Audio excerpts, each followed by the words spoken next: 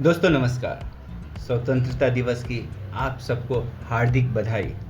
दोस्तों, ये दिन हमें याद दिलाता है कि आज जिस भारतवर्ष में हम रह रहे हैं, यह भारतवर्ष हमें बहुत ही त्याग और बलिदान के बाद मिला है। हमें अपने पूर्वजों को नहीं भूलना चाहिए, हमें उनके योगदान को नहीं भूलना चाहिए। उन्होंने अपने खून से इस देश को सींचा है। लोगों ने बलिदान दिए हैं, अपनी जान की, अपने परिवार की, अपनी संपत्ति की, तब जाकर भारत आज़ाद हुआ था। और पिछले 78 सालों में भारत ने जितने भी अचीवमेंट्स प्राप्त किए हैं, ये यूं ही नहीं मिला है, लोगों के बलिदान की वजह से मिला है। So we should be thankful और हमें एक अच्छा नागरिक बनना चाहिए। This is silver bullet of all problems. अगर सच में हम भारत को विकसित बनाना चाहते हैं, सच में हम भारत को विश्व गुरु बनाना चाहते हैं, तो हमें एक अच्छा नागरिक बनना होगा।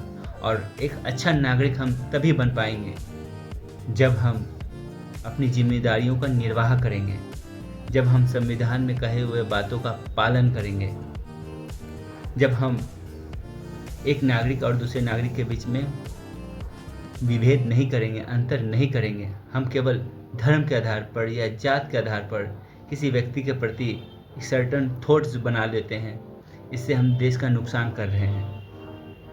हमें डाइवर्सिटी को एक्सेप्ट करना होगा और हमें सबको एक भारतीय की नज़र से देखना होगा।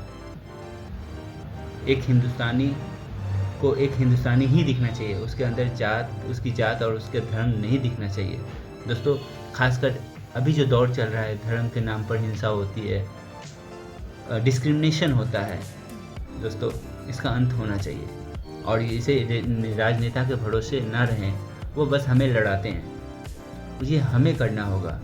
हमें अपने देश की प्रकृति को, नेचर को समझना होगा। ये देश शुरू से ही सबको लेकर चला है।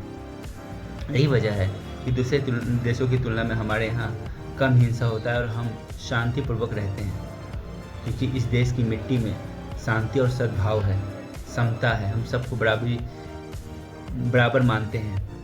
हाँ, कुछ खामियां हैं हमें महिलाओं को सशक्त करना है, हमें जात पात को अंत करना है, हमें धर्म के पर लड़ना नहीं है, हमें जो सामाजिक कुरीतियाँ हैं उससे लड़ना है। तभी ये देश महान बनेगा, सोने की चिड़िया दोबारा बन पाएगा।